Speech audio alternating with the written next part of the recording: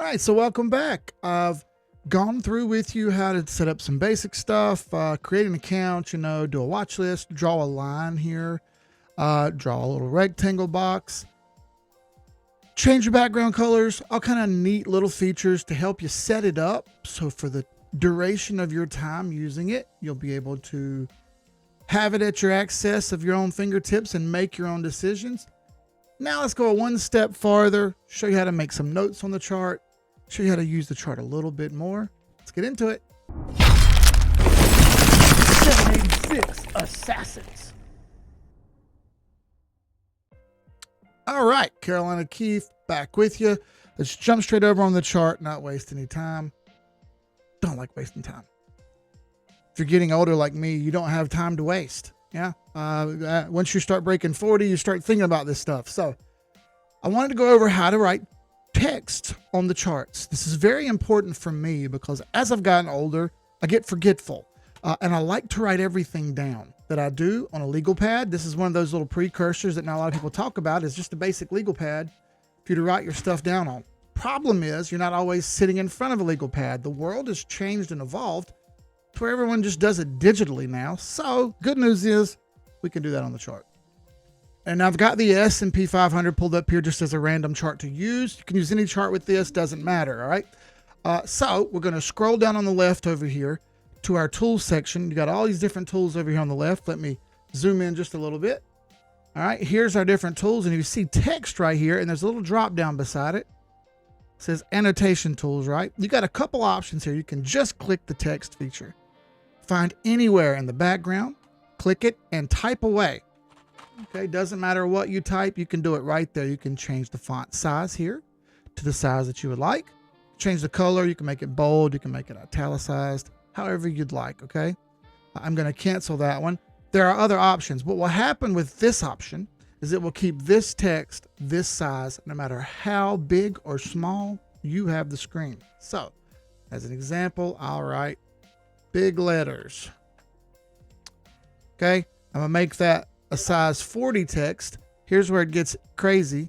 If I zoom way down and I scroll my mouse button way back, this stays the same size all the time. Perhaps you don't want that. Perhaps that's annoying to you. Perhaps that's too much. And as you can see, I'm just kind of scrolling around the screen here. The letters stay very large. It's kind of cumbersome. No big deal. You don't have to do that if you want. You got other options. If you click the little drop down beside it, you get all these other ones. You'll see me use call out a lot. Creates a little text bubble, right? I even like to add this to areas of the chart where I want to remember something. So let's say we went over drawing a line in the last video. I bought right here on November 10th of 2023, right? I went ahead and drew my line. I went ahead and wrote buy. And I bought, let's say, 100 shares, $100 worth of shares. Now I've got the line drawn. I want to draw a little call out box here to let myself remember what I'm going to do with this. I've already come up with my plan. I already say, you know what? If I get 15% returns here, I'm going to cash out. So I can write right here, click with my little drop down box, pull it up here. And as you see, I have a little text bubble now to write with. I can write, will sell if 15% up. Okay, there you go. Now I can obviously change the text color to a different color if I'd like. I can make that white. Some people don't like that. I like the black with the dark background. It kind of stands out to me and catches my eye. You can change the color of the background. Perhaps you like that to be red. Up to you. You can also add a different color border. Maybe you want a white border with the red color and a black background. I just made that up, so it's really up to you. And I just swapped it back to green because that's what I like. Now we have an annotation on the chart. And when we scroll around, that will stay there forever. As you see, it's very large and cumbersome. Again, you may not like the cumbersome one. You may want a smaller one. So we have other options. Click the annotation down here again. You have more. You can make just a note. You can click this and add just a note, and the note will be, hey, sell later, perhaps. When I click off, it goes away. It only pops back up if I actually hover or click on the little note right there. See that? I've clicked on it and it popped back up and it says sell later. I unclick it and walk away, and all I see is this little anchor right here any other time. Very neat. Okay, very neat. You're watching this and you go, hey, I want to make a note that I'm going to sell this later up here. And we wait and we wait and we wait. And as you know, you've got involved in crypto. Prices are probably going to go to a certain point.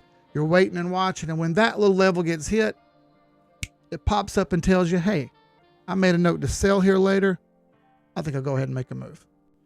Also want to make it important note here. Everything that you write on this, as long as you're logged into your Tradingview, is going to save on here, stay here forever. So all these little notes that you make end up mattering much later. As I've already been through a bull market and 2 bear markets, I've been able to go back on old charts and see what I've wrote on them and go, hey man, that's exactly what I was thinking. That's why I wrote that there. Gosh, I'm glad I did that, because going back and seeing what I've done before has helped me look forward and realize any mistakes that I might have made and help me see what I can do better moving forward in the future, which is extremely important. We don't want to repeat our mistakes. We want to make better on them. It's okay to make mistakes. That's kind of how we learn as humans, but it's important not to make those same mistakes again. Part of why writing on the chart is so important.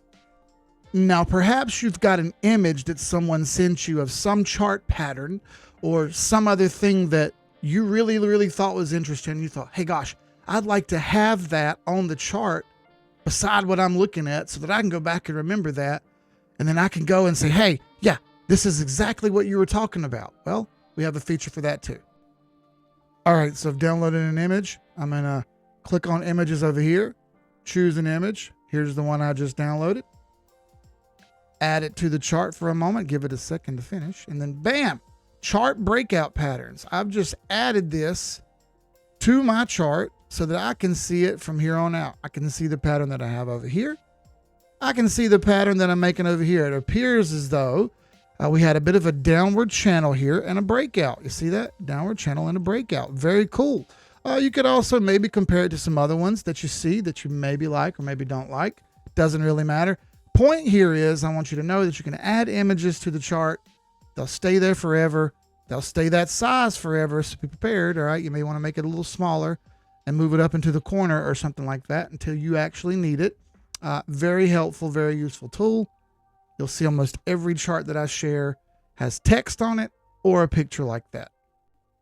Now, one of the other things that happened last bull market is a lot of people got super involved with following people on the internet, trying to find things that they said, wondering what was going on, wondering why. Okay. I want to show you a really cool feature where you can actually grab social media posts and put them on your Tradingview to monitor and see what happens. I've actually pulled up my social media here on my Twitter, which is X now. I'm going to grab this post that I made on a chart, right? The coin's name is Velo. I'm going to grab this down here and click share and copy link. All right. I'm going to go back over to Tradingview here. I'm going to actually find the chart for Velo. VELO USDT. Right. So I'll grab the KuCoin chart here because that's the one I was referring to. You can actually see my average buy price here. Okay. So I'm going to go down here to the same area and click tweet. Insert a link to the tweet. Remember, I copied the link earlier and paste. Okay.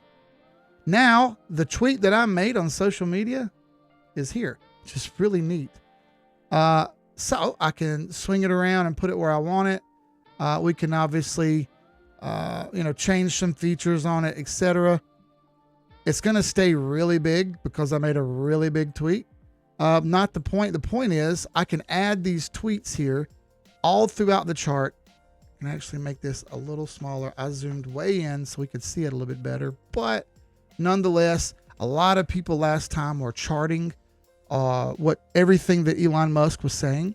We actually did that and found that there was some correlation, but not as much as other people thought. So another way to track some people that you may be following, whether that's Benjamin Cowan or Kevin O'Leary or whoever it is, you can take their tweets and you can post them directly to your Tradingview so that those notes are there forever. This is important because In the industry, we like to call this keeping receipts, right? See who's right and see who's wrong. See who's lying to you and who's not lying to you, right? I like this feature. I use this feature all the time. I would encourage you to do the same. All right, cool. I just gave you multiple different ways to add many different forms of text, many different forms of visual stimulants to the chart to help you remember what you're doing, keep you interested, and keep you locked in. Next video, we'll go over something totally different.